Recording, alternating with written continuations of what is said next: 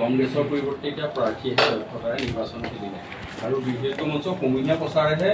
বিজয়ৰ বাট মুকলি কৰিছে কংগ্ৰেছ প্ৰাৰ্থী এইদৰে মন্তব্য কৰিলে আৰু তাৰপিছতে APCCৰ প্ৰেচিডেণ্টৰ এখন পত্ৰ অখিল গগৈলৈ গৈছে নিশ্চয় দেখিছে কি ক'ব বিচাৰিব এনেদৰে এতিয়া বিধৈক্য মঞ্চৰ মাজত এনেকুৱা ধৰণৰ কথাটো তেনেকৈ ক'লে মইতো সম্পূৰ্ণ শুদ্ধ কথা অখিল গগৈ ডাঙৰীয়াই কৈছে বুলি কেতিয়াও নক'লোঁ কাৰণ মই যেতিয়া কেম্পেইন কৰিছিলোঁ মই 6-7টা সমষ্টিত কেম্পেইন কৰিছোঁ গোটেইকেইটাত মোৰ কাৰণে সম্ভৱ নাছিলে সময় কম 19 তাৰিখৰ পৰা 7 তাৰিখৰ ভিতৰত কেইদিন হৈছে আপোনালোকে চব প্ৰথম পৰ্যায়ৰ পৰা গতিকে যিকেইটা সমষ্টিত পাৰোঁ মই নিজেও কৰিলোঁ কাজিৰঙাত কৰিলোঁ নগাঁৱত কৰিলোঁ যোৰহাটতো কৰিয়ে থাকিলোঁ যোৰহাটৰ পিছত ডিব্ৰুগড় কাজিৰঙা নগাঁও গুৱাহাটী বৰপেটা আৰু ধুবুৰীত মই কেম্পেইন কৰিছিলোঁ কৰিমগঞ্জলৈ যাতায়াতৰ অসুবিধাৰ কাৰণে শিলচৰ কৰিমগঞ্জ পৰা নাছিলোঁ ডিফু তেনেকৈ মোৰ সময় নহ'ল মঙলদৈ সময় নহ'ল সেই গতিকে যিখিনি পাৰোঁ মই কৰিছোঁ ঠিক তেনেকৈ মোৰ সৈতে যথেষ্ট জ্যেষ্ঠ বৰ্তমান আটাইতকৈ বয়োজ্যেষ্ঠ কিজানি আমাৰ কংগ্ৰেছৰ শীৰ্ষ নেতৃত্ব পৱন সিং হাজৰিকা ডাঙৰীয়া তেখেতে বিভিন্ন সমষ্টিত কেম্পেইন কৰিছিলে সেই গতিকে যিটো কথা কৈছে যে দলৰ নেতাসকলৰ বা দলৰ সহযোগ নাই এই কথাটো গ্ৰহণযোগ্য একেবাৰে নহয় আমাৰ সকলোৱে কেম্পেইন কৰিছোঁ আৰু প্ৰাৰ্থীও ভাল দিয়া হৈছিলে অন্য এটা অসুবিধা আছিলে সেইটোতো চবেই জানে আমাৰ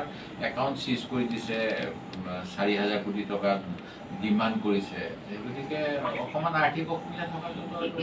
লুকুৱাবলগীয়া কথাই নহয় তাৰ বাহিৰে আমি দৈহিকভাৱে যেনেধৰণে পৰা যায় সকলোৱে কষ্ট কৰিছোঁ ৰিজাল্টৰ আগত 4 জুনৰ আগত এনেদৰে অখিল গগৈ মন্তব্য কৰিছে নিশ্চয় মই কি তেখেতসকলে মই দেখিছোঁ দুদিন আগত খোৱা বোৱাও কৰিছিল আটাইকেইজনে সভাপতিকেইজনে খাওঁতে কিবা কাৰোবাৰ বদহজম হৈ গ'ল নেকি মই নাজানো সেইকাৰণে মইতো ক'ব নোৱাৰোঁ মই তাত থকা নাই কিন্তু এনেকৈ ইমান ভাল এটা সুহৃদ আমি কেতিয়া আহাৰ গ্ৰহণ কৰোঁ তেতিয়া আমি নিজৰ যিসকল বন্ধু না যিসকল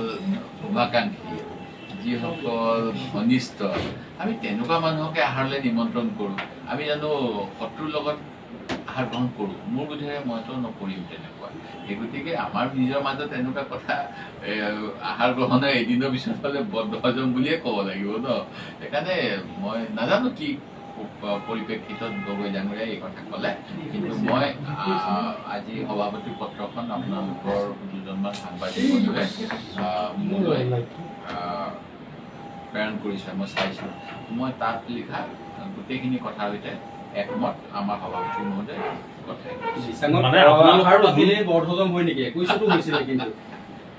সেইটো মই ক'ব নোৱাৰিম কিন্তু মই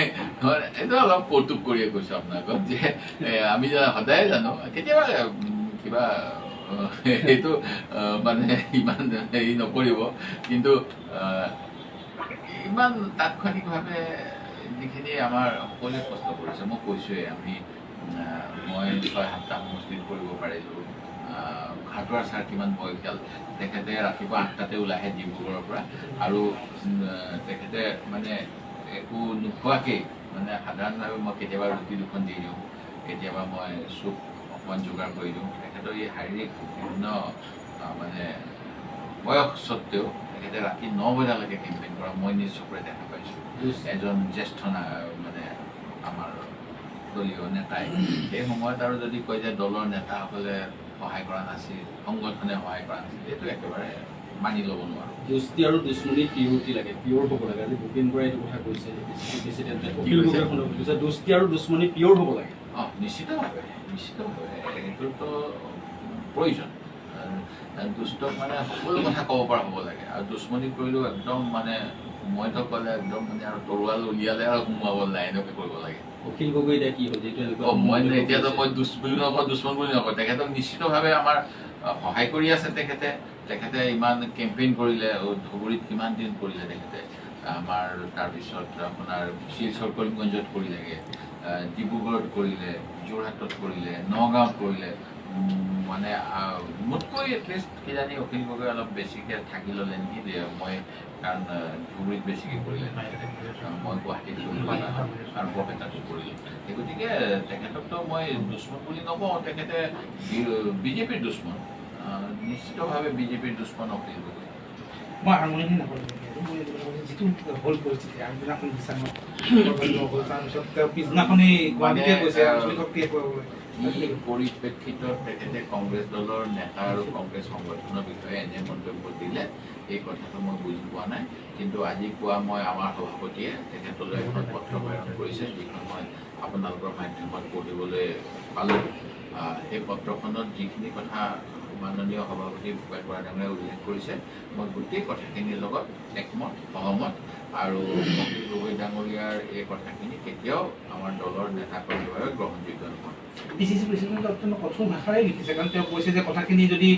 তেওঁ শুদ্ধ নকৰে, যদি এইখিনি শুদ্ধ নকৰে, তেতিয়াহ'লে একশ্যন মানে ৰিয়েকশ্যন কৰিবৰ কাৰণে বাধ্য হ'ব কংগ্ৰেছে। AICCও যথেষ্ট চৰ্ট এইবিলাক বিষয়ত মই সভাপতিৰ লগত যোগাযোগ হোৱা নাই, কিন্তু মই গগৈ ডাঙৰীয়াৰ কথাখিনিৰ লগত মই সহমত নহয় আৰু আমাৰ সভাপতি ভূপেন বৰা ডাঙৰীয়াৰ কথাখিনিৰ লগত মই একমত। এনেকে ধৰণৰ লোকসভা নিৰ্বাচনটো